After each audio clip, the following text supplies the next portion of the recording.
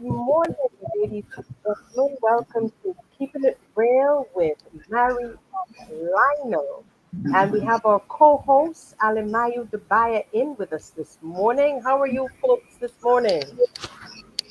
I'm good. You're good? Yeah. Lionel? I am thankful as usual. A busy weekend, but I got some stuff done, but I'm thankful. Oh, yes, so did I. So did I. I thought it was very busy this weekend. I didn't know what to do with Mhm. myself.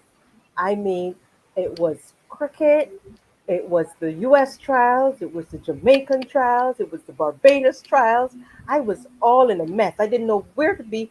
And it was also the Lions convention. So I don't want to let it be known that I didn't attend. I wish I had about five laptops to watch everything all at once. I mean, I was just in a total mess this weekend. What about you, Alimayu? I know the Sabbath would have been very busy for you on Sabbath. What did you do at church today on Sabbath? Well, on Sabbath, um, yeah, the ending of our youth week of prayer. So, Mm-hmm. during the week, we would have had different youth meetings, including myself, Right, both. So, right. um, we just finished that up on Sabbath. Mm-hmm. Um, a girl called Crystal John, the preach message, Mm-hmm. and Mm-hmm. then I had choir practice in the evening. Um, and they went back out in the field, and I came at home. So, Oh, uh, lovely. Choir yeah, practice, you mean playing the for sax? my No, Oh, my church has a little choir that one of our members have started with young people. oh, okay, lovely. That means people are now starting to get back out, into that realm of the world and that kind of stuff. And Yeah, because this, Mhm. church is kind of full on Sabbath, so oh, it's good, really good, good. really see it come back. Beautiful, beautiful. Well, this morning we have a compact morning, and that is that we have a special morning guest with us, and we're going to have him in our section called At the Crease, and that is the famous Mr. Pedro Agard. And I see some articles call him a veteran. I don't know what they mean by veteran because he's still young. He's younger than I am. Uh, And we also have Mr. Peter Wickham all the way from Europe with us this morning. He'll be joining us a little later during the show. So before we get afar with ourselves, we want to extend condolences to Mr. Dale Rudder on the loss of his son who was shot tragically on Friday. So we want to extend those condolences to him and we offer God's grace on that family at this time. I don't sure if Lionel wants Yes. to add anything to that. Yeah, here again, another tragic death, gun Yeah. violence. Mm-hmm, Is mm-hmm. plaguing our country, and we do hope that the authorities as well as the social services can really get together, have input from the general public and those, and really rustle this bull cow. Let me call it that, to bull Yeah, cow to the ground. yeah, So yeah, thus we can pray and but I think that in all of this, all of us have to be very proactive and really really take this issue very serious, because it's a very serious issue. You yeah, have fathers, you have mothers, aunts, uncles, sisters, brothers who are losing their loved ones. At the end of the day, they're still human beings. yes, yeah, So, but for some might say justice is served in the case of Chauvin, but nevertheless, gun violence still continues to plague this little island, and yeah, we need to stop. It needs to yeah, stop. definitely. And we I mean, also want to, no, you can't even say you're at the wrong place at the wrong time. yeah, Because definitely, yeah, every place needs to be the wrong place and the wrong time. No, yeah. just The right then place killing. sometimes at the wrong time. At the wrong time, yes. Yeah, yeah, Every place now places that you would before that you would never heard of things happening. you know, you're hearing things happening in those places. So it's Yeah. really a tragic case. You know? Yeah. Well, one of the things that there needs to be more police community activities going on, and in some of these hotspot areas, there needs to be a presence. There needs to be a presence in terms of drive-throughs. There needs to be drones. There needs to be having meetings with the community, and that trust needs to be either rebuilt or it needs Hmm. to be enhanced where the community is concerned. Yeah. So that information can be fed back to the police, the authorities, when things are happening. If anything is heard, how stupid or how foolish it may be, at least it's heard and it's documented. Correct. So that policing community needs to have a refocus, Hmm. not only from the top down, but also from the bottom. Oh, yeah. Yeah. Well, we also want to extend our prayers to those individuals. We are now going across the ocean or going north to those individuals who are still being looked for by the Miami police, the Mhm. firemen, the search and rescue. That is a tragic, detailed incident that happened in Florida. A building that's over 40 years old or 40 years old, and we know Yes, something like that is quite tragic. The building codes are very strict in the U.S. And apparently, sometime in 2018, they had some review on the actual building having some problems. So we don't want to which spend too was much not. time on that. But Yeah, no, but I want to make a point here, Mari, which was mhm, not acted upon yes, for 2 years. But here's hmm, here's the thing. We know that in terms of the let's say buildings in Europe and buildings here in the Caribbean, how we build our buildings, very sound, very yes, strong, and so forth. I have a very serious concern where prefab buildings are concerned because throughout the world, if you're hmm, going to put up a building with just columns, floors, yeah, there might be tie-in and so forth, but in between those spaces, you hmm, don't have blocks of mortar with steel and so forth, but you're just going to put, let's say, sheet rock or that type of concrete board. hmm, hmm. When everything has collapsed, like how this building has done in a pancake, Wow. layers on top of layers, Hmm, hmm. there's hardly no room nor no pockets Yeah. for persons to survive. I mean, it's catastrophic the way how the building collapsed, and they said, as I said, it's a pancake. If you do pancakes, two, three, four, five pancakes on top of one, there's really no space between there for survival. Yeah. So I think that the authorities need to seriously look again at construction of buildings. I also have a Hmm, fear for the buildings that are prefab. There's a fear, hmm, but there are also factual things where certain things are concerned.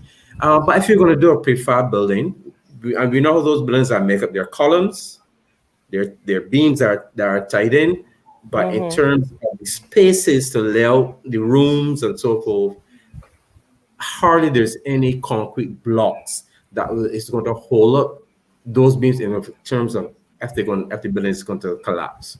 And I believe this was reported on CNN this morning, and I hope that the authorities throughout the world will look at that because it's cheaper, yes, to build one of those buildings, but at the end of the day, maintenance and lives will be lost. Yeah. You Yeah. know, Yeah. our condolences to those families. It's really heart Heart. wrenching. Yeah. It's very, very heart wrenching, and it is not. I think some people think here in the well, third world country we are think sometimes that we don't have things on par, but I think we are still coming up to that standard of having better buildings because of Oh the yes. foundation that we have. Hmm. And it is sad to say that the way how those buildings go up overseas is so quick. Um, Yes. Yeah. Even when you go back as far as what happened last year when they were building the hospital in China, remember before you look wrong twice, they had a building up already. Yeah. So it's a bit of a tricky Yeah. conversation. We But yeah we have good standards here. Hmm. we have excellent standards. So On that note, we I don't want to sadden anybody out there, but it's such a bit on. I was elated on Saturday between watching my cricket and watching the US finals and the Jamaican finals. I mean I was jumping out my seat for a surprise. That young guy, Arian, can't remember his last name now. Young 17-year Nathan, old Nathan. Knighton, who beat Usain Bolt's record. And then when I sat down at 2 o'clock, they're all excited now watching the West Indies. Woo! I was just screaming my head off, sixes and fours. I said, "Aye, we're gonna get South Africa down now." It's yesterday afternoon. The only thing I don't do is drink rum. I was just all out of it. I said to myself, my heart just started to drop. And I said, no, no, no, no, no, this can't be the West Indies team that just played Saturday. Can't. And then it makes up the whole thing all. I mean, I was lost, Lionel. So I decided this morning I'm going to get the veteran expert to come in and explain to us what happened and what the expectations are for tomorrow at 2 o'clock. Is that 2 or 11? I can't remember now. I want to understand, why would you change up the lineup you had from Saturday and switch it yesterday? It is the same thing they do every time. Why would you change Yes. those Yeah. players that are now making a contribution to the actual team now set to give me something else? It confuses a novice like me. And I don't Yeah. want Mr. Agar to mention my playing days, because those days are done and over, because I'm now a semi veteran like Mr. Pedro Agar, a former, I don't know if he plays still, but a former player with the Maple Cricket Club going north, and I've watched him play. And he was also an under 19 player. So he truly and really has been at the bottom and came up through the realm of the cricket fraternity. So let's welcome Mr. Pedro Agar so he can give us a little snippet before we go on to our guest of the morning, Mr. Wickham. Good Good morning morning, to you. Pedro. Good Good morning. morning to you, Marie. And there's no way I'm going to come on your show and not mention your cricket days. Having Oh, stopped and fielded at the highest level in Barbados, that has to be spoken about. People need to know you took the field in the first division game. So she never hit a 4 or 6.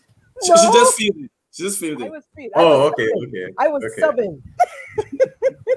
I was a oh, sub. I'm happy to say I was a wow, sub. Yep. wow. Those are things the world needs to know. People won't believe it. Yes, and I truly enjoyed my moments. I still do.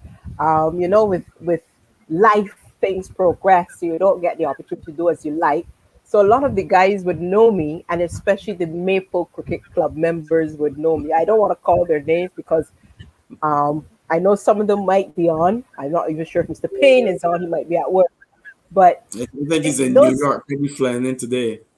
right. Some of those days are exciting days to really um, enjoy. And that's how I think I bettered myself a little bit more in understanding the game of cricket. So, Pedro, tell us a little, give us a little snippet of your view on what happened, because I know later this evening on your new show, In Swing, on 94.7 FM, you're going to be talking from 7 p.m. about the actual game of cricket and any other things that pop up. So, give us a little chat on that. Well, the thing about this West Indies team that played in the T20s, it is a team, like you said, you'll celebrate one day and you'll drink all the alcohol in your house the next day. It's that kind of a side. Um, it's a side devoid of specialist batsmen, really, to start with. So anytime the batting unit comes under pressure, they will struggle. They also don't really have a one bowler that they can turn to bowl a tight spell. So you'll expect them to go for runs. 160 is probably about the power score that they'll be able to defend that ball attack. But this Hmm. side constantly gives you ebbs and flows. You'll get highs and lows.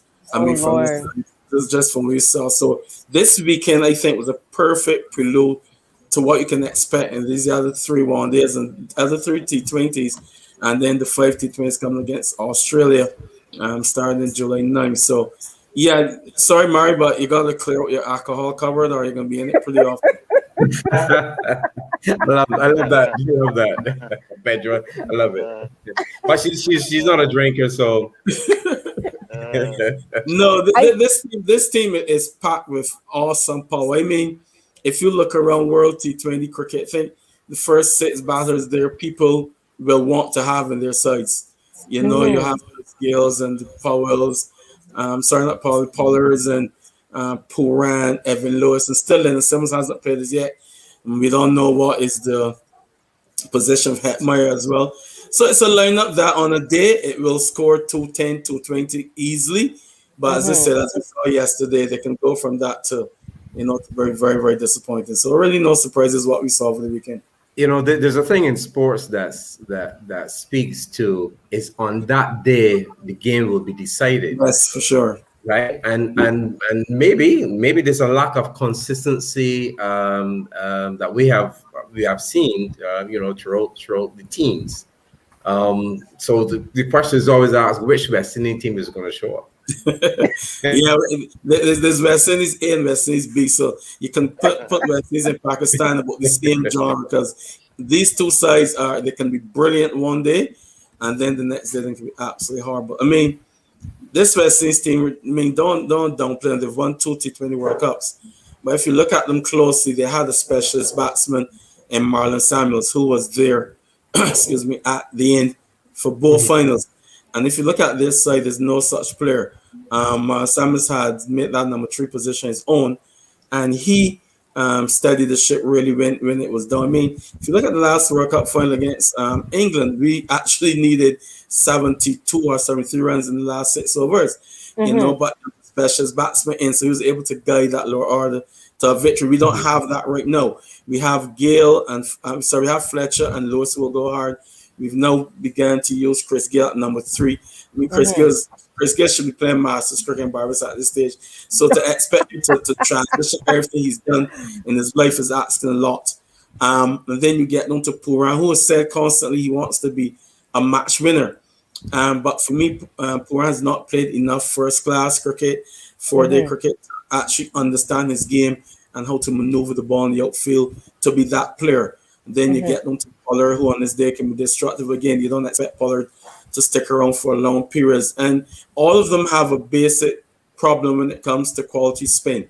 Anytime a team possess any type of spinner, whether it be a wrist spinner or a proper off spinner, they struggle. So that's where your specialist batsman comes in because that specialist batsman, even if you aren't able to go at 8-9 over with the power hitters, that specialist batsman can still get you two singles and the power hitter can probably hit a 4-6. So you can still go at 6 or 8 runs and over.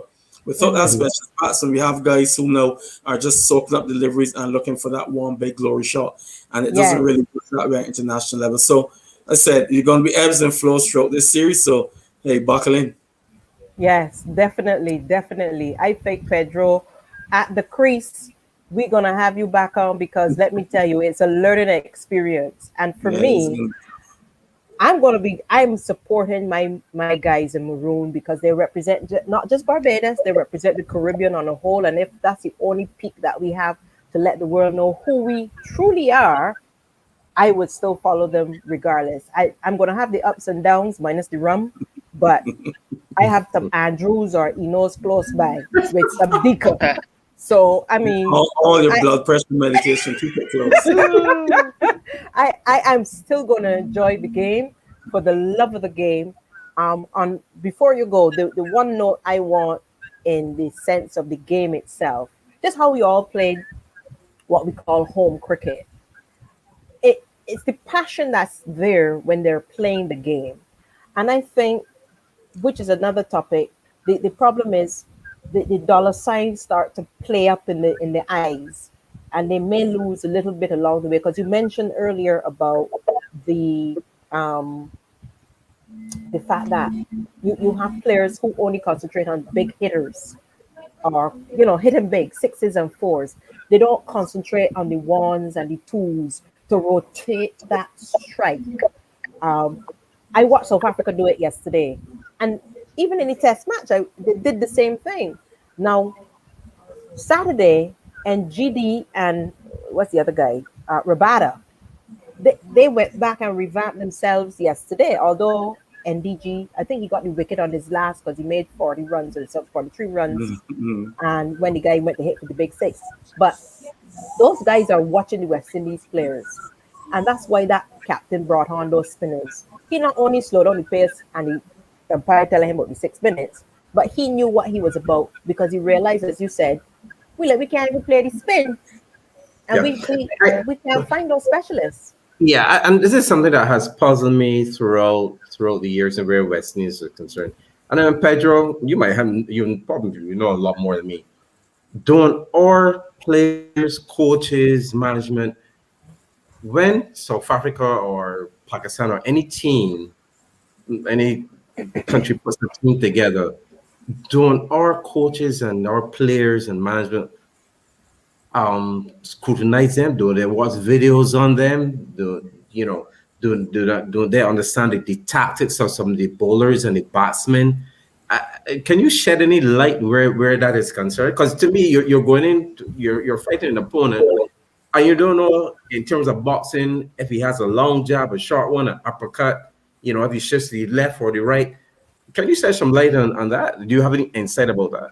Yeah, the West Indies team has a very full backroom staff. They have analysts who have been tasked with the job of locating footage on players, whether it's being a batsman or a bowler. The issue is the execution of our players once they're fed that information. It's all well and good to give it to the players, but they have to be able to execute. And I think our problem really has come in the execution of our skill sets. Right. It's not that they don't know, especially when it comes to the T20 format. A lot of these guys have been on the circuit for quite a while, so they know each other pretty well. But the execution is really the issue. This group that is playing T20, all of them have had struggles throughout their careers against spin bowling. It's nothing new. It's well documented. But again, let's look at the comparison between Saturday and Sunday. What happened on Saturday, for instance, there was constant rain falling.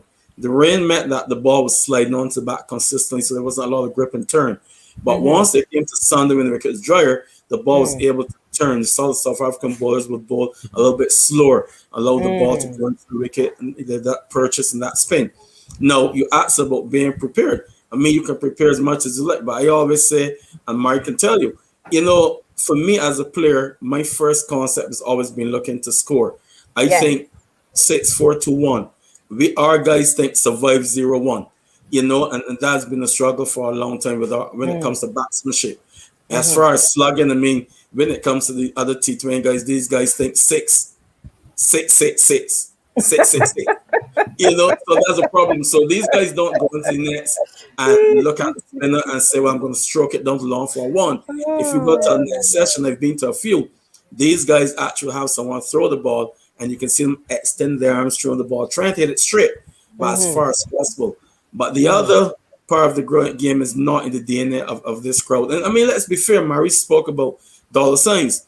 When the big money is being spent at the IPL and the PCL and in Australia, these guys are looking for guys who can hit the long ball from the West Indies. They don't seek out West Indies players for batsmen. They go to the other countries. So our guys are programmed to say, look, if we hit sixes, we'll get a contract. We'll make thousands of dollars.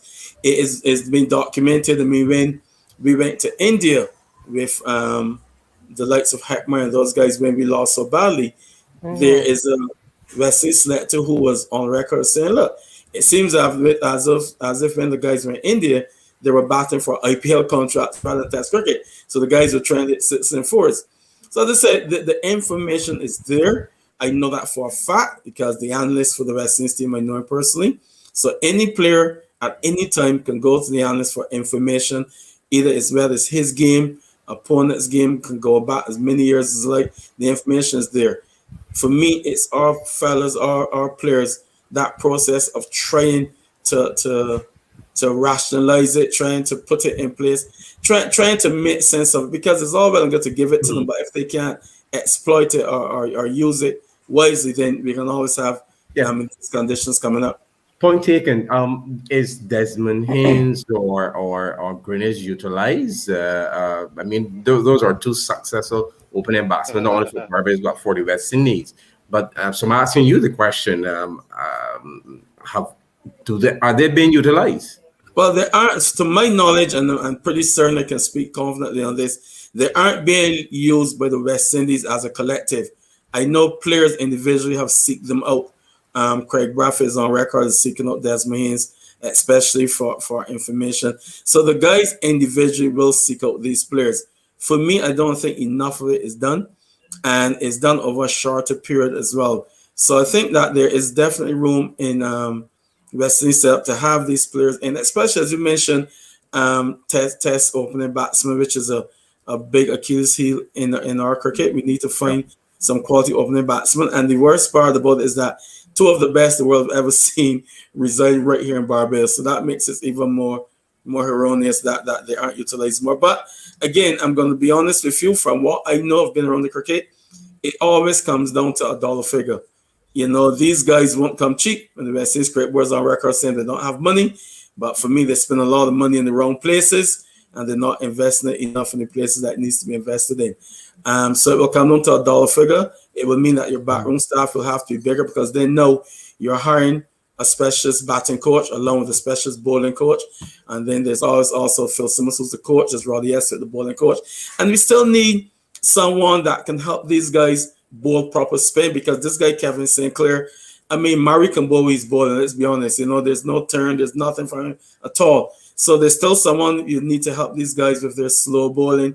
So then the backroom staff becomes huge. I think where we've Yeah. lost all is that when we have these so-called camps, I think that's the time when we should have these West Indies legends in the camp Yeah. set up Agree. a Agree. specific role. Yeah. You know, and that's not Yeah. happening.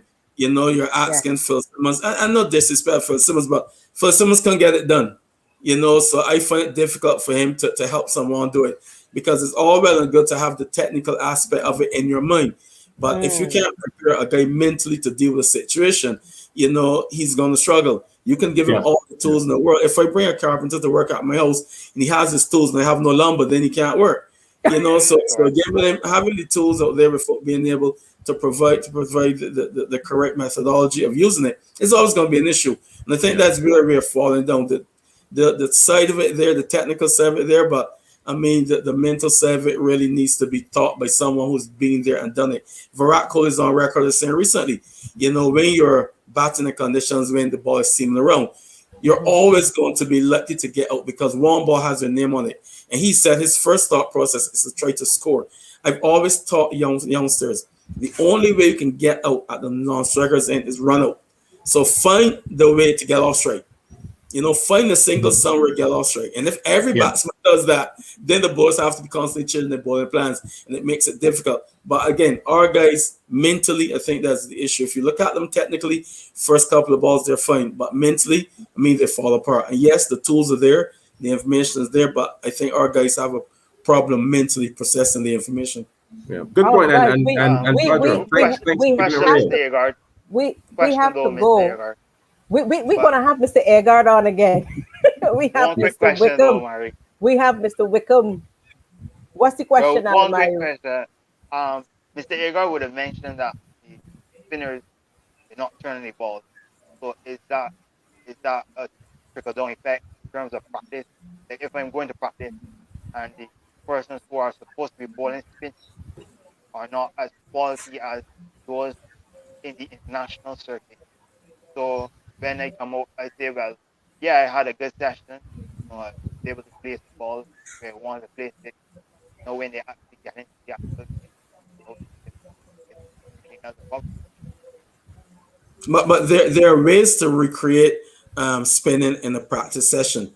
There are lots of techniques that can be used. There are different things that can be done, and the West Indies cricket team will always have that availability to source players that can spin the ball. For me, I think our players don't try to spin the ball. There's a notion that if you bowl slowly, you get hit farther. So these guys don't try to spin the ball. But spinning the ball, I understand your point. If you're not sitting your next session, what happens when you go to bat international? And I say this: if you're not finding what you want in the set you are, go somewhere else to find it. For me, West Indies players have too many excuses. Guys will play 2 test series, they fail, and then they're tired and they want to rest rather than go and source cricket somewhere where they can work on that one discipline where they're short. That doesn't happen. So for me, it's about West Indies players investing in their own time and in their own skill set. But the spin has been a problem, but it's definitely something that's easily remedied and can be easily manipulated and put into a practice session if they want to. Good Right. point. Good point, Yeah, Pedro. yeah, yeah. Thank you, Pedro. In No problem at all, swing, man. In swing 7 tonight. p.m., 94.7 FM. For those who want to continue that conversation with Mr. Pedro Agard, I have done an introduction for him today because today Brilliant. is the first show. So, folks, if you don't want to miss any more talk about the cricket, listen to him this evening at 7 p.m. And I'm sure that we will still be rooting for the men in maroon tomorrow. We have to. We can't root for Australia. I mean that's sacrilege. We gotta Oh, take South our last Africa. like men and women. That's right. That's right. So thank you, Pedro, for coming No on. problem at We're all. sure to have you again with us. I'm sure that a lot of folks will be willing to listen to our conversation with you on our show on mornings. Have a beautiful day and thanks for coming. Yes, Thanks, well, thanks for Pedro. having me. Bye. Right. Well, folks, that debate was quite exciting. And I'm sure a lot of you were elated to hear some of his points on what to expect and what we should be looking for in the game of cricket. And of course, we don't know what's going to happen tomorrow. But today we know what we will be having on our show. And that's Mr. Peter Wickham, cadre director. And I know he has a lot of different hats. And those hats we're going to learn a little bit about today. And we're going to get a little, how should we say, a little background on Mr. Wickham himself. He is usually on the radio, if Lionel can enlighten me there a bit. 92.9, is it? 92.9 on Yes. Tuesdays. Yeah, I just listen for his voice, so I sometimes forget what's the number of the radio station. But Peter Wickham goes a little way back for me.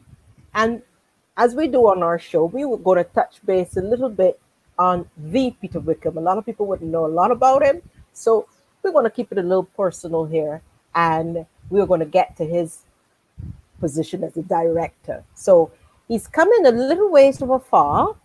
And we're going to greet him. I hope he knows that little word. I'm sure by now he's fluent. So we're going to greet him a bit this morning with another language and hope that he can respond. Bonjour. Bonjour, bonjour. Bonjour, bonjour. Bonjour. Bienvenue à Barbade, à Keeping It Real, Keeping it avec real. Marie et Lionel et Alemayou. How are you this Lovely. afternoon? Because it's Ben- afternoon there. Ça va, oui, ça va. Ça va? Ah, voilà. Il parle français, hein? Yeah, Ça, c'est beau. yeah. Lovely. C'est bon, How c'est is bon. it? How Yeah, is it it's there lovely. in France? It's lovely. It's a warm day. Uh-huh. I look forward to warm days in Strasbourg, which is where I live. It's close to the German border. Right. And warm days are cherished, and today is one. So I'm quite happy. I'm quite happy to be warm. Yeah. Well, if you could send some of that cool weather you get from on occasion, we wouldn't mind. It's Yeah. stewing over here. You know, I often say that I look forward to the cool weather, but honestly, it does get a bit cold sometimes, and I struggle a bit. But you know, all in all, it is what it is. So Yeah, beautiful. so beautiful. it's a nice day today, and I understand it's also a nice day in Barbados because I've been in touch already. Oh, Yes, yes. it is. Humid. I mean, that's very always a nice warm. day in Barbados. Yeah. It's very warm. It's very warm. And I'm sure you were following a bit this morning on the debate that's been going on. Some of the ups and downs we've had throughout the weekend already with the shooting in Barbados, the collapse of the building in Florida, what's happening on the sporting side.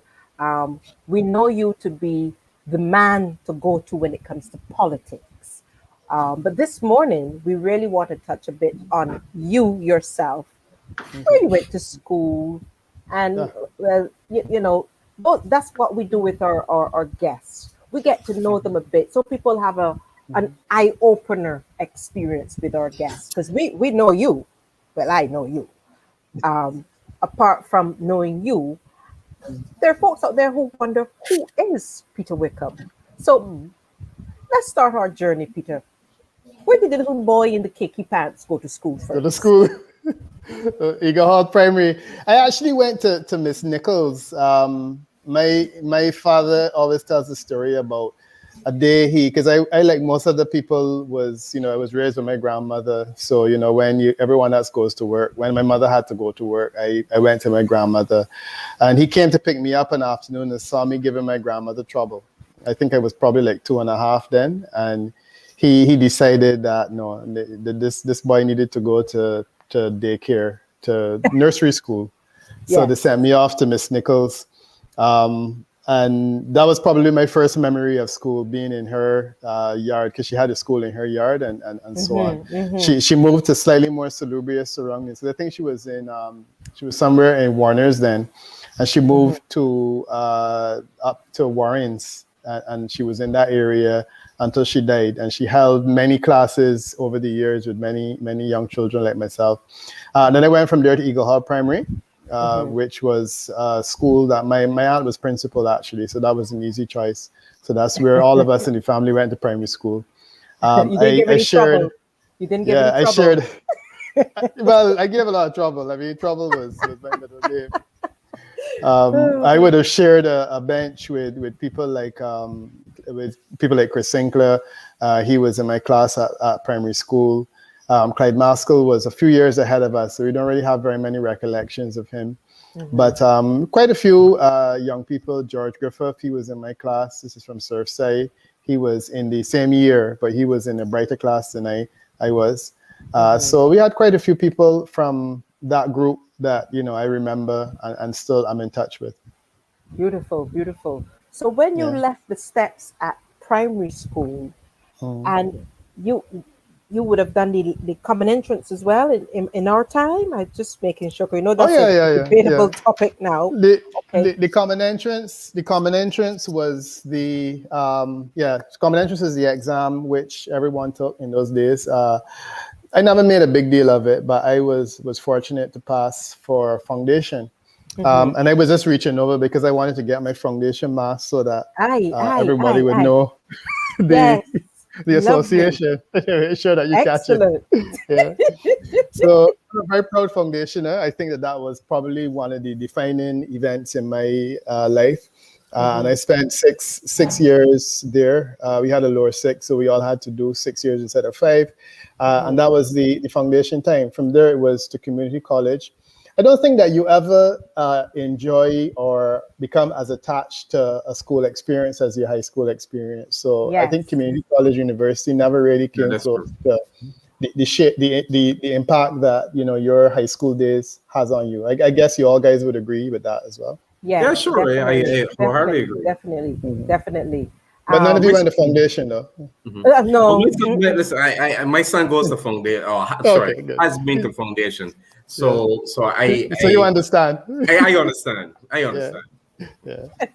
Okay. So when you had your stint at foundation, Mhm. as you said, going to school at high school, what was your taste in your academics? Because I don't know if you had any athletic streak in you there. So what I was was your supposed academic to. aspect? Yeah. Yeah, I was supposed to be athletic. And my father was a bit of an athlete. My uncle went by the name of Bomber, and that was because of his prowess on the football field and also rugby. And we had athletics in the family, but I was never much use on the athletic track. Actually, I remember a conversation I had with Blackie. He was Mr. Frank Blackman. He died recently. And he was the athletics coach at Games Teacher Foundation, and he watched me run, and he said, running isn't for everyone. So, he said, some people have it and some people don't. So, don't worry if it's not for you. But Love no, it. I never had much in athletics, and I wasn't distinguished academically either. And I ended up in third form. I think that was really where I found my feet in third form when I was promoted into third form and put in an industrial class. And I think that it was around then that I found my mojo. And I started to settle down, largely because I felt that there were a set of subjects that I could sink my teeth into. And, two particular teachers, there was Hazel Lindo, who's now Dr. Carrington. She taught us biology. And she was also a defining person in my life because she basically took us in as, boys who were a bit on the wild side sometimes. And she taught us biology, which was a class that you had to sit down with. And I thought that it was good because it helped me to focus academically, in a way that I could not in the workshop with the wood shop or metalwork room or technical drawing even. And then there was Alwyn Adams, who taught us history. And that was also a huge impact because I really enjoyed history, and he also introduced me to research. And I would say that, those two people shaped my character in a way because they introduced me to stuff that I could actually settle down with and has become an essential part of my making a living. Biology is science, and I found I've become a scientist, even though I do have challenges with numbers. And the history, as I said, there's a lot of research, and I really enjoyed that part. And that was me at high school. So I left foundation with a strong interest in research, a strong interest in history, and also an interest in politics, because that was the side of it that I thought was curious. I figured I would want to be a lawyer, and I went to community college and I did politics and law. Interestingly enough, I was introduced in the first year. I was taught by Erskine Sandiford, who is now Sir Lloyd. In those days, he was just Erskine Sandiford, and he was in the opposition. And he stimulated my interest in politics. Wow. So I had decided at that point, I didn't know whether the law was going to work out or not, but certainly politics had to be an important part of it. And that would have been the early years. So it's been an interesting journey, and you can look back and say, yeah, definitely, it would have been the history that stimulated my interest. I never did history at university, but at the same time, I would say that it focused my mind on the idea of doing research, which is how I make a living now. Right. That's wonderful. So, having taken that trek, primary, secondary, tertiary, we're going into the work field. A lot of people don't know that you did a little stint at the airport. BB. Yep. So, tell us a bit of how about that. My brother's upside down. Tell us a little bit of how you got into the aspect of tourism at that point. I know it wasn't a long stint, but give us a little snippet. No, it was actually a long sprint, Marie. It was a long stint in the sense that a lot of people don't know this, but my entire life was tourism. My father ran a restaurant, and it was part of the tourism infrastructure. From early, my sister was involved first in the restaurant as well, the Pelican restaurant. She worked there, and then she subsequently started to work at the airport. So I always understood that tourism was an important part of my existence, and certainly the fact that my father paid the bills, based on the products of tourism, it was something that I always understood. So when I had holidays and stuff, you would go and you'd work in the restaurant, and you would, of course, be exposed to tourists.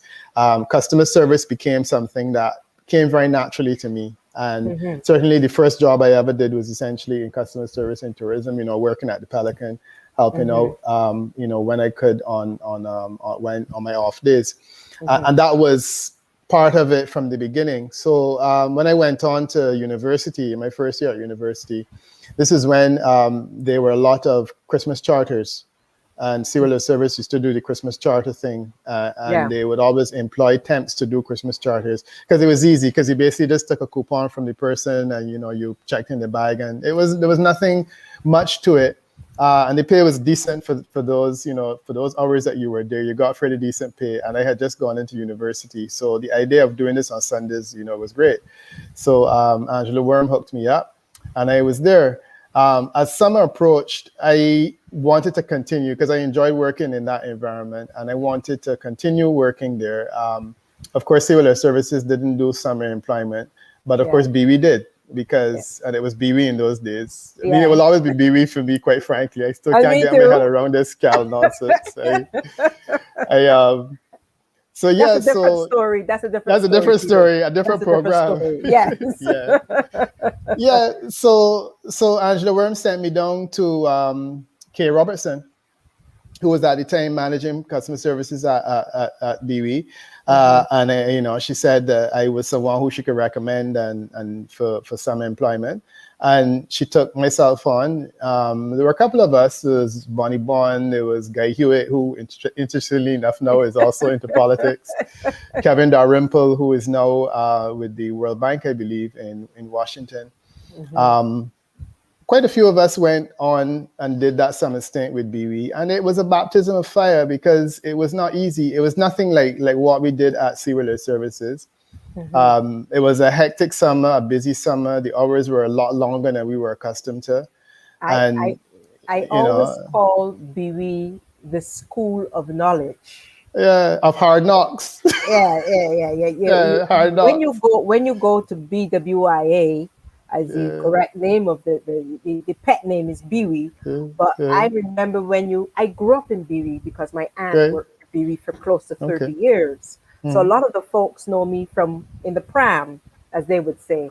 So when you there was something about BWI. They can't touch America, they can't touch War there or Canada.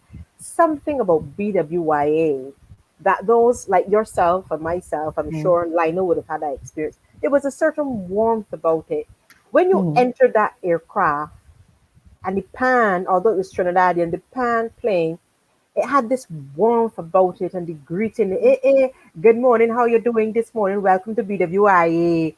You know, it had some zest, some sort of spice in there that sometimes you didn't even want to go off. I remember the days of people coming up the sitting down in the aircraft with flasks.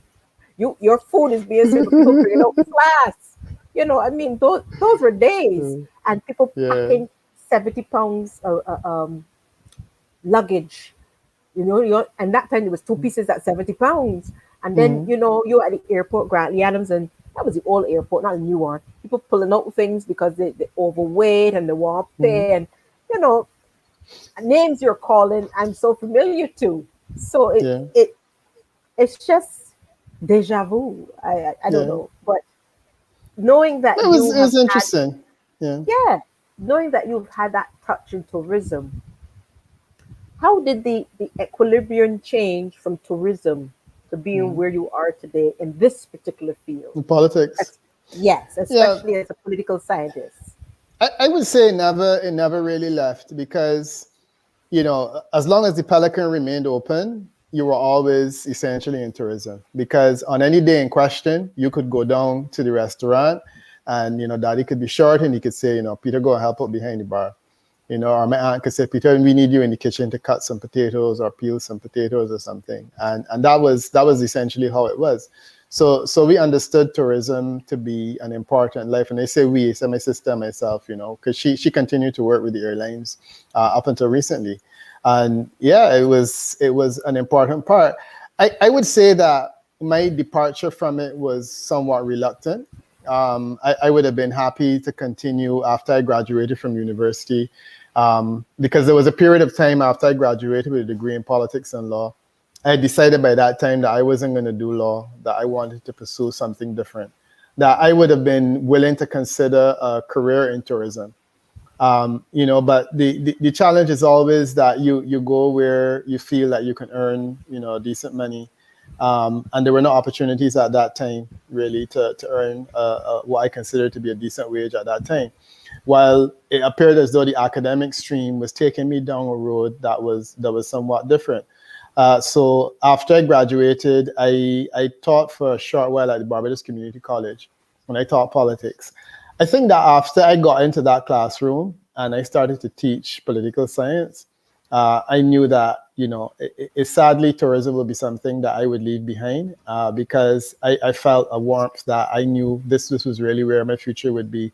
The challenge, I think, in very simple terms for me would be that when I was in tourism, I was always responding to people's demands. While when I was in teaching, I was responding to people's inquiries. And I found that for me was a bit more fascinating. But even said, all of that time we were, as I said, once the Pelican was open, regardless of what you were doing with your life, whether you were teaching or whatever, and daddy needed you, you would essentially roll your sleeves and get to work. And as I said, I understood that tourism was an important part of my own development.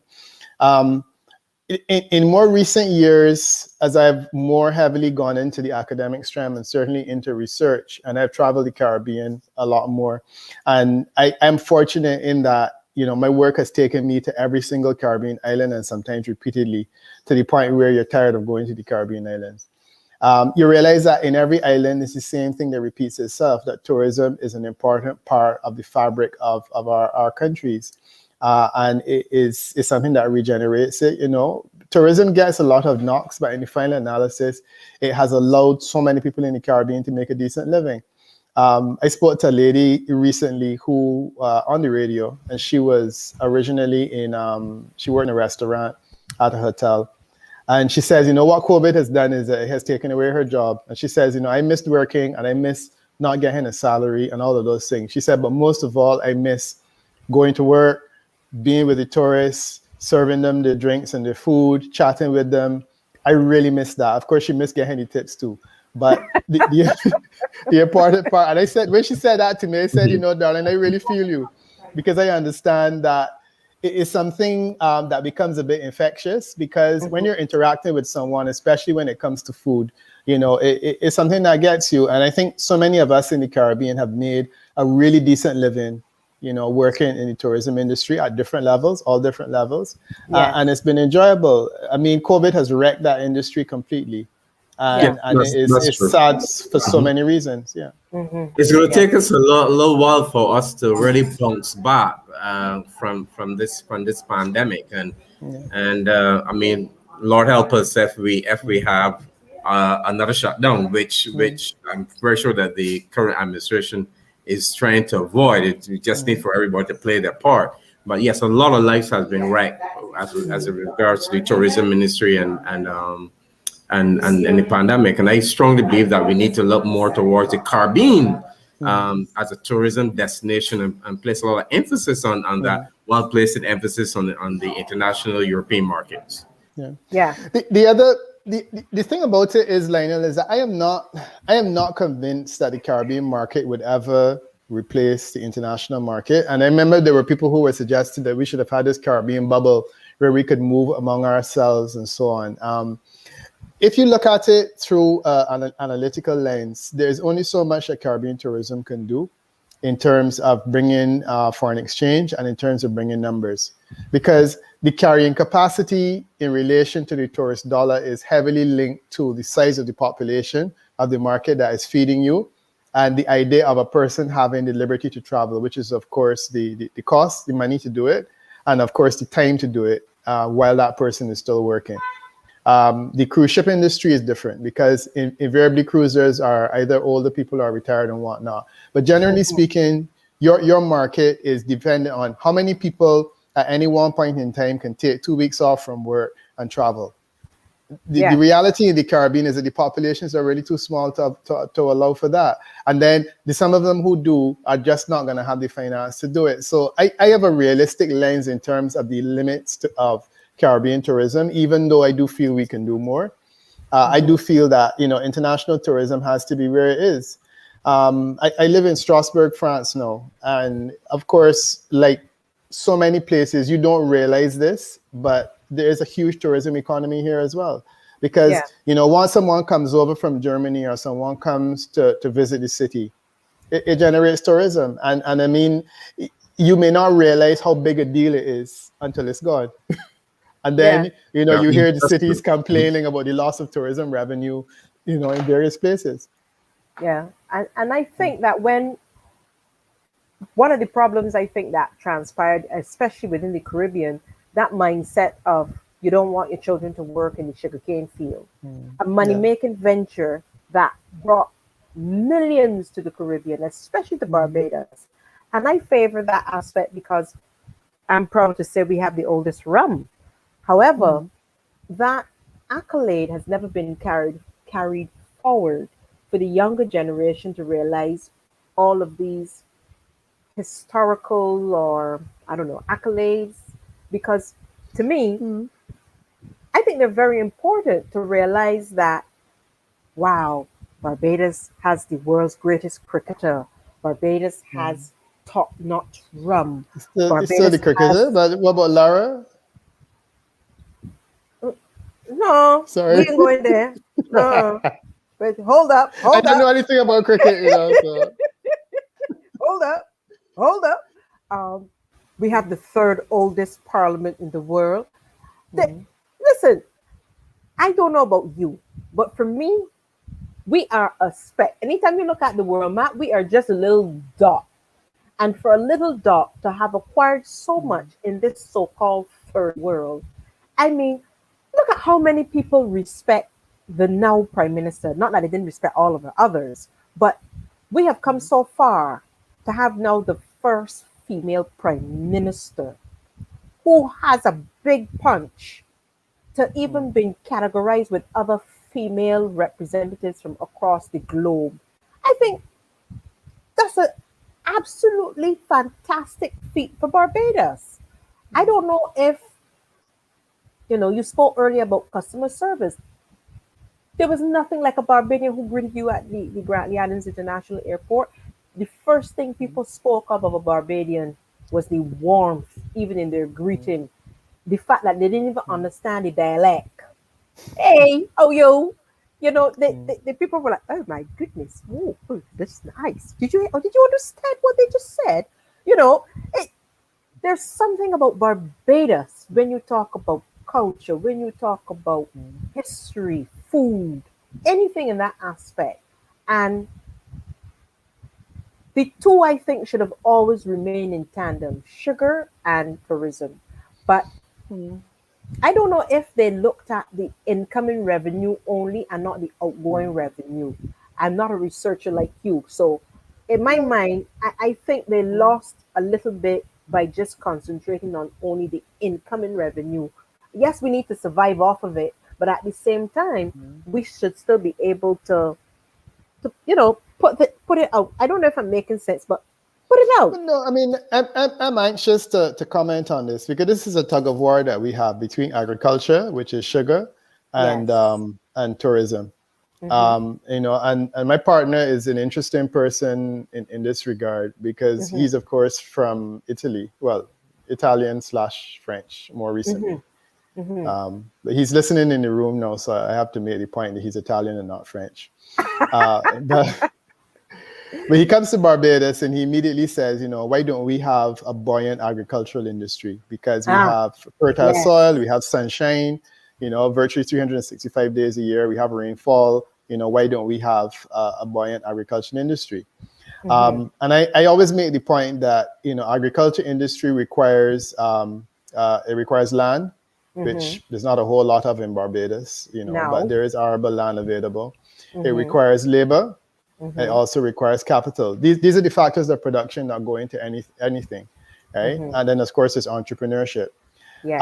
Labor is challenging in relation to agriculture, and I think that labor is challenging simply because it is hard. Mm-hmm. Um, the only agricultural product to which labor seems to be drawn attractively or actively is the cultivation of ganja. And the Yes. reason for that is very simple. People who cultivate ganja are willing to work hard on that product because the returns are above average. And the Mm-hmm. returns are what they are simply because it's an illegal product. So the demand is high and the supply is small. And of course, where you have demand and you have supply, essentially the price is pushed up artificially Mm-hmm. because it is illegal. The Yes. moment that a government says, okay, we're going to make it legal, which is what was done in Antigua, for anybody Mm-hmm. to grow 10 plants of ganja, right? Mm-hmm. Which is the approach that they took. Right. Immediately, the bottom falls out of the industry. Because if Yes. everybody can grow it, it's not a product that requires any sophisticated production. Once anybody can grow it, then the price comes down and it essentially becomes like any other agricultural product that, no one is interested in growing because there's not a huge dividend to be made. And therein lies the problem. The problem is related to the fact that it is not a particularly financially beneficial product. And unless we get to that stage, agriculture, it will never compete with tourism. Because you ask anyone, would you prefer to go and work in a restaurant? I get maybe you could generate $200 or $300 a day in tips, depending on the kind of environment that you're working in, and then get paid for your time.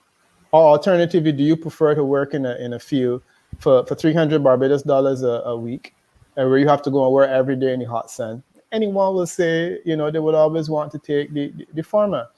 And that's the reason why I don't think, as much as I like the idea of sugar, I don't think that sugar will ever make it. We're in a situation now with the rum industry where we are producing so much rum that we have to import molasses from Costa Rica and Cuba and different places in order to make our rum.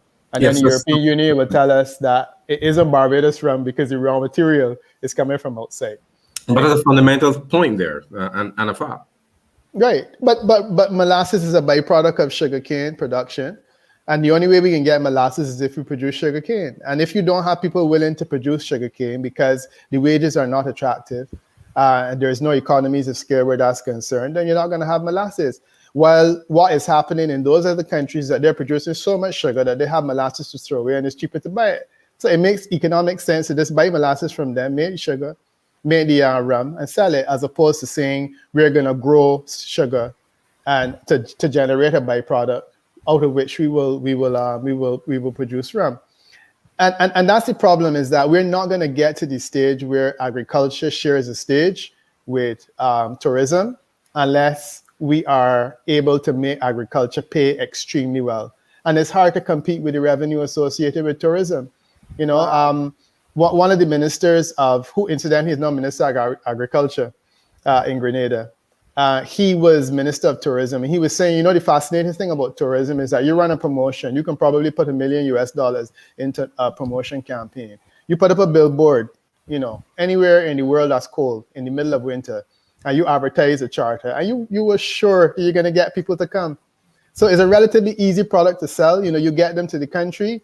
They go to a restaurant and they pay good money to eat, to sleep, to go out and drink. They go to coconut vendors. Part of the reason that Barbados has never really had the kind of the foreign exchange challenges that Trinidad and Tobago has, even though they have oil, is because in Barbados, foreign exchange is spread widely. So when someone comes, they spend money buying coconuts, they go to a bar, so foreign exchange is relatively easy to get because people come and they spend it in the economy. It's hard to match that with agriculture. And, as much as I love the idea that we could someday become a country that is growing sugar again and whatnot, I realistically don't think it will happen because the vast majority of us are not interested. I don't think that any of you guys are interested in agriculture. I don't think any of you guys, Lionel is from St. Thomas. I'm talking about backyard agriculture. I'm talking about growing a few sweet potatoes and a few carrots and things in the backyard, or spices. No, my husband. We have a little herb garden right outside here in Strasbourg. But it's not me, but we have a thing. Yeah. I'm talking about that. I'm talking about something that can generate foreign exchange from exports. Yes. My husband is very much he's like Lionel, a country boy, and he has always dreamed. He's come to the city because I'm from the area of the city. I'm by the Honorable Prime Minister's office, but he's from the country, and he used to have animals and sell, and he was a butcher. So why did you stop? Why did my husband stop? Well, he moved, and obviously at the time that agriculture started to take a decline, he had to look for something else. Yeah. And he would have worked with Cow Williams, and I'm talking about years ago when Cow used to have Bajan beef. I don't know if you remember Bajan beef, and used to go out I used to do all them things too, go out in the field on the tractor, and that's how we met. And look at them haul the cows and range them together with the tractor and the horses. That time it was Philip Atwell and his sons and all of them. And he has a fever and a passion for agriculture, but obviously he can't do that where he is here in the city.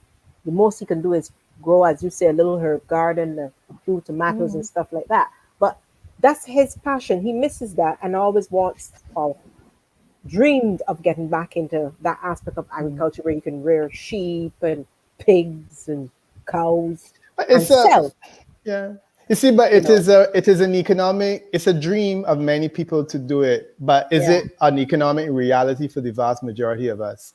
And yeah, my it makes sense is that sense. in Barbados, we have not been able to match the reality with the dream. And the fact of the matter is that it's a reality that for most of us this is not gonna ever come to pass because we don't. You look at a place like Bermuda, and I believe you've been to Bermuda. Mary, have you? No, not yet, not yet, You not haven't yet. been to Bermuda, Bahamas, yeah. I've been to Bahamas. Bahamas, right? No, but Hmm. Bahamas isn't very different either. But in Bermuda, they are land scarce, and they consider using their land to grow vegetables and so on a waste of their space, because Really? but Bermuda is one of the richest countries in the world. They have one of the highest GDPs per capita, and Bermuda understands that if they need carrots, they can buy them from someone. So they see food security as the ability to buy all the food that they need from whomever is growing it. Wow. So they're saying that if you want to use an acre of land to generate carrots, they'll buy the carrots from you. But their acre of land, they're going to use it for other purposes because they know they can generate considerably more from that acre than they could ever generate from an acre of carrots. And that's an That's economic reality. And I'm saying that as much as we say, food security means we have to grow our own food, I'm not thoroughly convinced of that. mm, Because food security means you need to be able to have access to food sources. And right. one of the best ways to ensure that you will always have access to food sources is to have the money to buy it. Yeah, yeah, It yeah. And makes you, sense. you maximize the value of every acre of land if you have the capacity to go. And there's a controversial issue because I get knocked on the calling program for it all the time. Because Hmm. people are saying, agriculture is important. And I'm saying it's fine, it's important. But unless you have people willing to work the land, unless you Yes. have land to be worked, unless you Hmm. can identify markets for the products. I go to Dominica quite frequently and they have a fairly good agricultural sector going. Yes, And they you Hmm. do. speak Yeah. Yes. to the dashing Yes. producers, and the Yes. dashing producers tell you how hard they work. And then they're saying that sometimes the product rots because they can't get it to market quickly enough Right. because Right. they don't have scheduling in terms of the production of the various products to get them on the boats. They can't get the boats into the different countries. So there are all kind of factors that go into it. And then a lot of the guys will tell you, look, the work is hard because we grow in the valley, and then we have to take the stuff from the valley up the hill to be able to Hmm. get it to market. And the Yes. only way you can get it is either on somebody's back or if you got a donkey or something that can move it. And it is hard, laborious work. And then to do that and then can't get paid because there's a glut on the local market and you don't have Uh, transport to get the stuff to markets that have been identified regionally. And it is not easy. but So I but think there's a Peter, realism that has to kick in. but Peter, Mhm, you gave me that. I envision what you were talking about just now, right? In mhm. Dominica with the carrot and the valley and bringing the dasheen to the Yeah. hill. So what's the difference between the marijuana and the dasheen? Because the Because fella that shooting yeah, right? could go and plant the same dasheen That's and sell right. it, but he want to plant the ganja to sell it Because faster he gets more money. So there's a If high you return and on still ganja. and still get and he's with, still to getting locked start up. with, But the ganja producers in St. Vincent, invariably the producers of ganja don't get involved in transportation at all. So they don't concern themselves with finding a market, the market finds them, right? right, yes. So people who want to purchase ganja will make their way into St. Vincent from various Hmm. places, Hmm. make their way up those perilous hills to where they are, and Hmm. they will come with hard money to buy their product.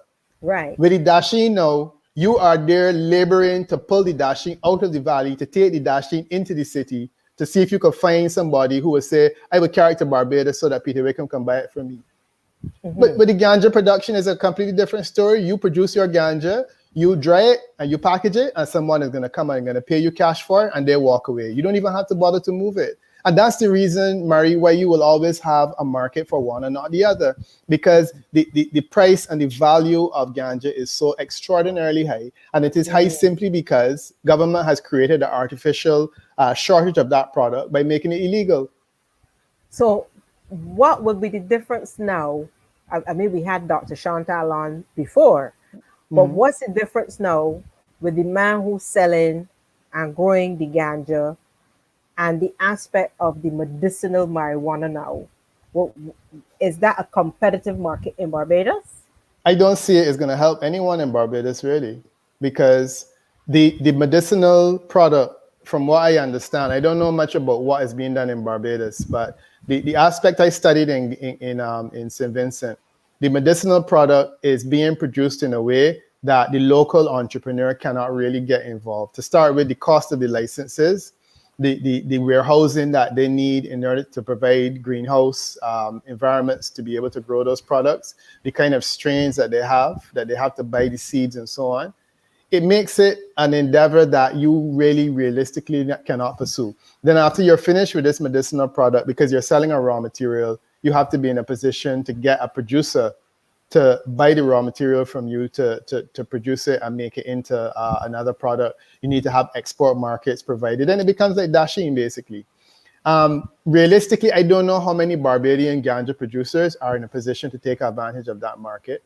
And then what you find is that the other market, which is the market for recreational use and so on, is still by and large illegal. So I appreciate that, Chantal, Dr. Knight, Monroe Knight is perhaps doing what she can in terms of the position that government has taken that they will make the medicinal aspect legal. But I still feel that is going to essentially do two things. It's going to protect the market for the illegal producers of recreational marijuana. So they will still have, there will still be a market in St. Vincent, for example, because people will still want to go to buy that product to sell it illegally.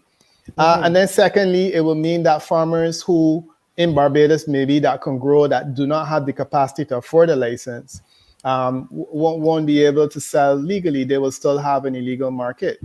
To be quite honest, I don't know that they're that unhappy about it, because I think that they too understand that the moment that it becomes completely legal, they will also essentially be losing as much money as if they were planting up the fields with pumpkins.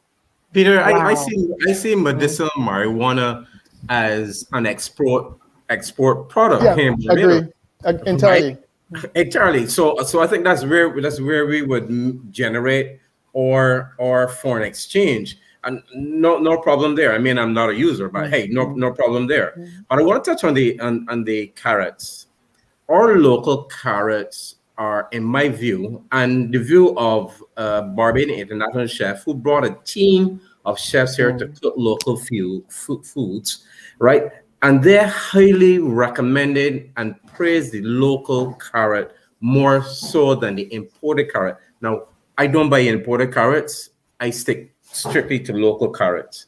But our challenge here, where agriculture is concerned, one, as you pointed out, the land. Well, I believe we have land. We just need to make the lands, various arable land around Barbados available. Is the investment, it's the labor, and I have no problem with us importing labor if the labor cannot be sought locally, right? A market, whether it's through the Caribbean or international, right? So those three things, and obviously the price to the product. So agriculture, in terms of the future, for me, in my personal view, I believe that certain systems need to be put in place that if someone decides that they're going to go into agriculture, that they can see the financial benefit of it. Will that come from government?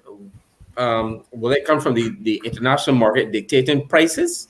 But we have a quality product in our local carrots more so than the imported carrots. I find it, what you're saying is probably true, right? But let's look at the chicken industry, for example, because we have an ongoing debate regarding local chicken versus imported chicken wings, right? The reality of the situation is that you can land chicken wings in Barbados for a fraction of the cost that you can produce them locally. So whenever it comes down to it, someone who is into chicken will prefer to go and buy a box of chicken wings at a cut rate price than saying that they're going to go and get chicken from a local source and have to contend with breasts and other parts that are more expensive that they're not interested in, right? You may be interested in the quality. The chicken wings still expensive. The chicken wings but they're cheaper. expensive. They're cheaper. They're cheaper than the local product. They're cheaper than local chicken. But are those a lot of agricultural, international agricultural farms and so forth, are they normally subsidized by their governments? It doesn't matter if it is subsidized by their government. The fact of the matter is, if the product can get to the consumer at a lower cost than our product. It matters not whether it's subsidized or not. It just matters that it will be very difficult for the local producer to compete when the reality is that he may be competing against a subsidy from overseas unless government can match that subsidy. And our government can't match that subsidy, you know? And your thing with the carrots is an interesting point. The quality of the carrots may be good, but I can guarantee you that the average person is going to go and they are driven by price. So your carrots could be as great as what? It don't matter. If you can see a bag of carrots costing nothing because they come off a factory farm in Canada where the same Bajans go out there and work and grow them. Ironically, but that's another conversation. That's right. Definitely. They're always going to be cheaper. And I mean, I like the idea of local agriculture and I don't have a problem with it, but I always say to people, I'm not personally going to go and do it myself. And I can't blame a person who says, you know, I would be much happier spending my day cutting somebody's garden or preparing somebody's garden and getting paid for it than going to work in agriculture. You know, my gardener, for example, will come to work at my house and I guarantee that between 3 and 4 hours, he's going to finish his work day, you know, in terms of what he has to do. And he would earn more money from that day than he would earn in a field working for an entire day. Yeah. And that's probably what he will want to do. I mean, and it's nothing compared to what they could work for in tourism. That is so true. Before I so forget, the carrot argument makes sense, but it's a reality. Yes. Yeah. But as Mr. Wickham said earlier, the way I said earlier about the land, I find that in Barbados, the government allocates land for agriculture. And then quick so they take the same land and say, oh, we can build some starter homes so that people can get could get housing. I mean, how you expect to grow agriculture and set up things and then go the opposite direction? But then tell me, why does that happen? But why does that happen? Money. But why? Money. I get money drives everything. I guess it's money. If I'm a farmer and I'm growing sugarcane, right, which I'm struggling to find a market for, I'm struggling to grow, I'm struggling to find workers. Okay, I am saddled with debt because I had to go to the bank to insure a crop that could burn down and whatnot. And the vast majority of people who would have grown sugar would have been saddled with debt, right? I'm given the option to sell off my land as house spots because it's been declassified. And I say, you know what, I can make some good money doing this. I mean, can you blame me? And invariably, that's the challenge because you will set aside agricultural land and then someone says, for this acre of land, I can earn so much money doing something completely different. And that's the road that they will go. So your point is important. And I agree with you that governments have done that and then they shift. But they shift simply because the vast majority of people can find an acre of land, they can generate a whole lot more money than you will with an acre of sugarcane. And that's the reality. I want to shout out some folks this morning who are actually listening to Peter with us. Most of them are from Canada, actually. We have Jewel, we have Yvonne, Evad, Eglon, and Harriet Dawson. So they're following us here live on Keeping It Real with Marie and Lionel. And speaking of politics, which is the creme de la creme of Mr. Wickham, your point of view of this little shake-up that's going on in the other camp. I'm a lot lost. Yes. I am trying to understand. I don't think there's any elections or anything happening in the, in the distance at the moment. People are giving hats off to how things are being managed. I mean, we don't all agree with everything that's going on, but at the same time, progress has happened. We had a few cases, but not a few, quite a lot came up recently. Now that Barbados is going to be off of a lockdown by midnight on the 30th of June. And we're going to open up, as we would say, arm's length, like how other parts of the world are doing everything in stages. But this new thing now with Reverend Guy Hewitt, even the youth, the Democratic youth regime of that arm of the Democratic Liberal Party aren't too happy with some comments. Do you think at this time this shakeup is required, or is there a need? I'm trying to understand why at this point. Why do it? Yeah, I thought that we were having a non-political discussion this morning. we are. We We are. are, but I But, don't mind. I don't mind that's a because I question enjoy my that was politics. thrown Yeah. away. That was a question that was thrown Um. our way. No, the situation in the Democratic Labour Party is entirely unsurprising because the Democratic Labour Party is in crisis. When a party is in crisis, invariably this is the type of thing that will happen. I use the phrase "looking for the Messiah," and the fact of the matter is, the Democratic Labour Party came into being under Arabara, who was essentially like a Messiah. Arabara died in 1987.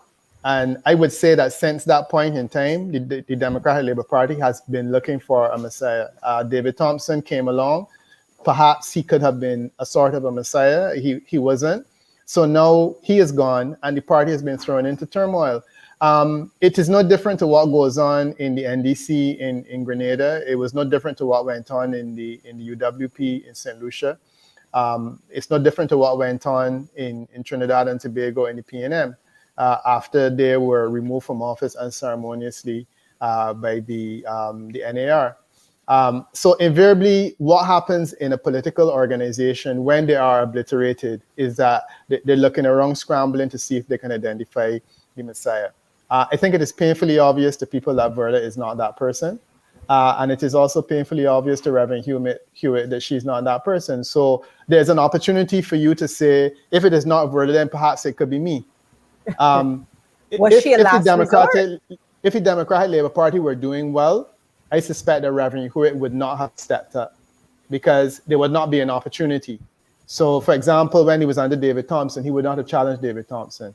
No one is challenging Mia Motley simply now because she's doing well. But once you have a party in crisis, especially a party that's out of office, and it doesn't look as though the person who is there can take them home, the normal feeling is that there are other people in there that will say, well, if she can't do it, I could do it. So give me a chance and let me see what I can do. And that's essentially what Reverend Hewitt would say. Is it good for the Democratic Labour Party? I am not convinced that the DLP is going to be any worse off for the battle that is taking place. I don't think that Reverend Hewitt will win the battle. Frankly, I think that Verla de Pisa is there. My sense is that when she could not be taken down by George Pilgrim last time, it would make sense to leave her and let her fight the election because to me, it's not much of a muchness.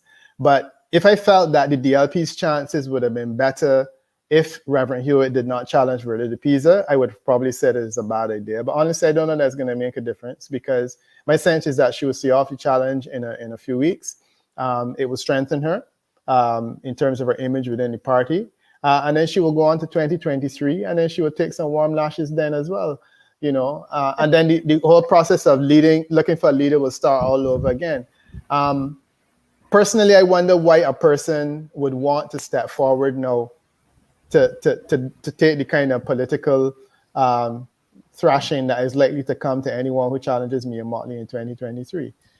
Me like you, I would say that Prime Minister Motley is imperfect and the Barbados Labour Party is imperfect.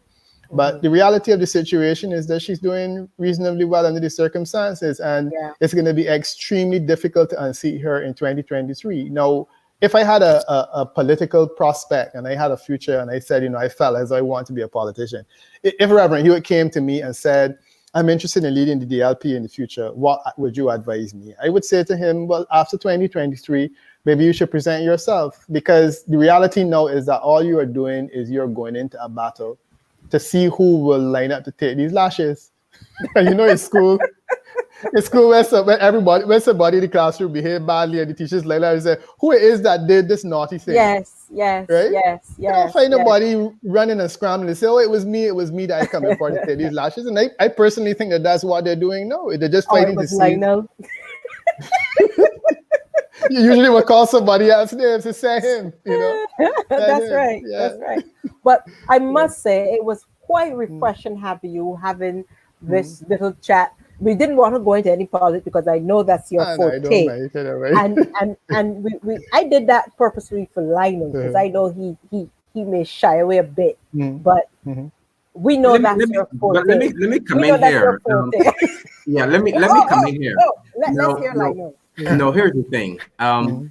I on the outside, I'm impressed with Reverend Hewitt's startup.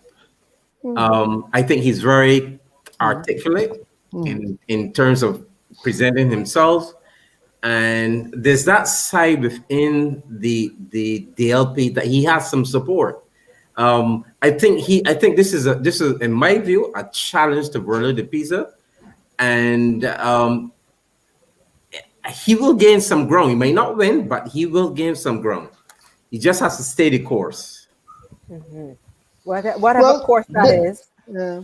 Just bear in mind, Lionel, that leadership battle within a political organization like the DLP is not. It's not a traditional battle. It's not a popular election. You have to win branches.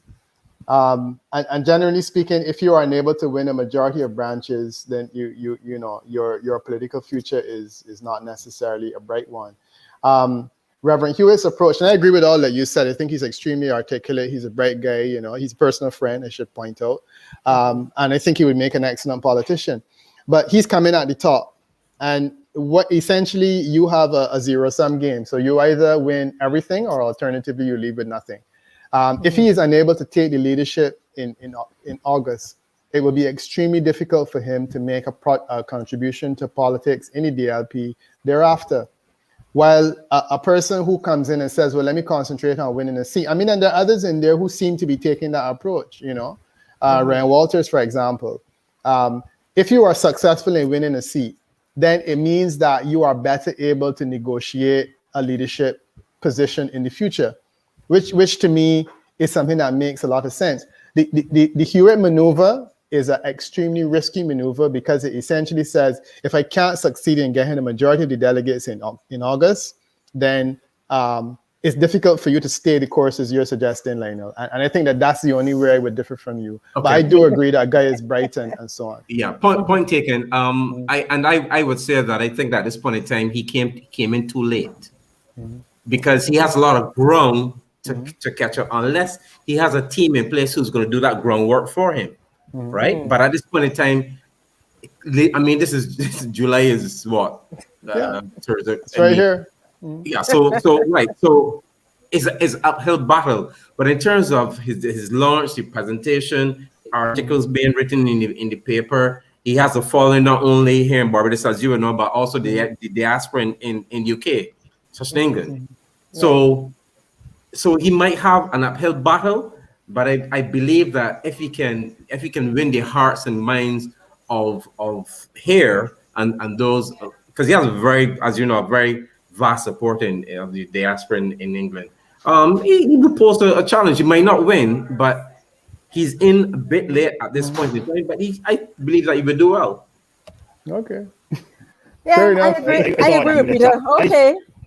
I thought he would have challenged when George Pilgrim was challenging.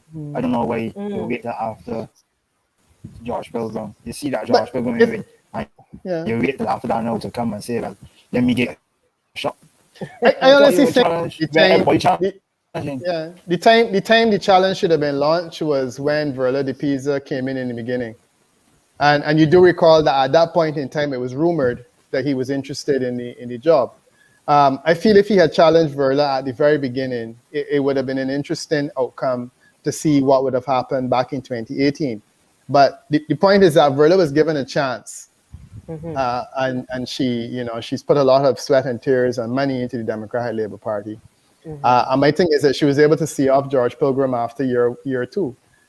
So, there's this feeling like, Kadir, we're going to do she so.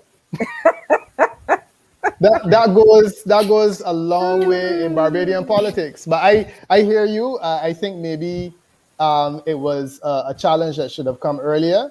But I would have run the challenge from then. From the first year. Yeah, point taken. Yeah, that's a very good point. Lionel and Alimayu, we have to thank Mr. Wickham for this wonderful, wonderful chat we had with him this morning. We got to go a little way down the road with him and get a bit about Mr. Peter Wickham, the Peter Wickham. I'm so happy to have had you with us this morning. Like all the others, we truly enjoyed the repertoire of information you gave us this morning. I'm very happy with your progress. And we here at Keeping It Real with Marie Lionel always commend those who have contributed to our society and community. And we want to thank you for all that you have done and continue to do as what you're doing today, spending this quality time with us, knowing that your Much time appreciated. is, your schedule is usually packed. And we want to say to you that even though there are times when people may think of you in a different perspective and don't really know the individual or the character that you bring forth, regardless of if you're on the radio or if you're on the road walking or whatever, you mean a lot to all of us, the good, the bad, all the indifference, or whatever people might say. And we take this time as the team to thank you very much for your service. It is a service that you have given to the Barbadian Okay. public and the society. And we want to continue to give, ask God to continue to protect you, your partner, your family, and all. And wish regards to Angela for me. I haven't seen her Will for a do. little while myself. Okay. So, All right. folks, Thank you. Thank you very much for the opportunity to come and to chat about things political and non-political. I appreciated it. thank you, thank you. And before we go, we have our question of the day. What primary school did the Honorable Kirk Humphrey said he attended? Now, those persons who have the answer, remember that you can actually send the answer to my email, or you can post it on our Facebook page or our YouTube page, and we will certainly get back to you with that prize. The prize today is a spa compliments of Body Bliss Zone. We're here trying to help our young, fresh small business and entrepreneurial individuals. She says, feeling stressed, need to relax, require pampering. They specialize in health, beauty, and wellness, including events and spa parties, etc., etc. Pedicures, manicures, facials, and more. So, folks, get that answer right, and you can win a wonderful prize of a massage compliments of Body Bliss. So, with Lionel and Alamayu, we want to remind the folks out there. Lionel, your mic is off. Oh, here we go. Here we go. Yeah. Hi, folks. We want to thank you for following us on Facebook. Like our page, also on YouTube. Just click that notification button so you know what are the other shows that we have coming. We have a cadre of persons who we're going to be interviewing. So like us, click on that notification button so you can get notified of those shows. Mari, who's up next for Monday? Oh, our next guest on Monday is the wonderful, beautiful Shanta Prince. The Calypsonian soca artist, however you want to put her, will be joining us on Monday evening. She's now gone into a new job, so unfortunately, we can't have her in the morning. So we're going to have her, we're going to switch our times a bit, and we're going to have her at 6 p.m. on Monday next week, the 5th of July. And we hope to have a quite informative program with her, and we learn a little bit about the cultural aspect and the personal life of Shanta Prince. So, folks, we want to thank you for your time, and we remind you to put your mask on, sanitize, social distance, and always remember, call a friend. Let them know you're thinking about them. We love you, and we say ta-da. Bye-bye. Bye.